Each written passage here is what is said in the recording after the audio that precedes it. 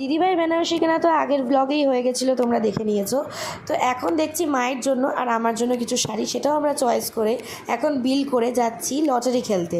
তো hello guys, welcome back to another mini blog. তো দেখো এখানে আমাদের মোটামুটি শপিং ডান হয়ে গেছে। তো এখানে একটা ওদের রথ উপলক্ষে একটা লটারি চলছে, এখানে আমাদের গেস করে কতগুলো কুপন তুলতে হবে আর সেখানে যা টাকা উঠবে সেটা আমাদের রিফান্ড করে দেওয়া হবে। তো সঙ্গে সঙ্গে আমাদের রিফান্ড করে দেওয়া হয়েছিল। তারপর দেখো এখানে আমরা চলে এসেছি, মেয়েদের ড্রেস কেনা হয়ে গেছে, এবার ছেলেদের ড্রেস কিনবো। মানে কুন্তলদার জন্য এখানে বর পোশাক কেনা হবে, তারপরে বাবার জন্য কেনা হবে, আর বাবা অর্পণকেও কিছু দেবে বলেছিল, তো সেটাও কেনা হবে।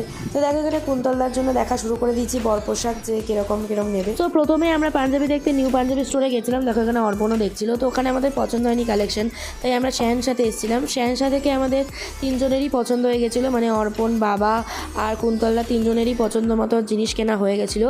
তারপরে আমরা একটু খেতে চলে গেছিলাম গ্রাপস ক্লাবে। তো খাওয়া দাওয়া করে বাড়ি চলে গেছি। ভালো লাগলে লাইক শেয়ার সাবস্ক্রাইব।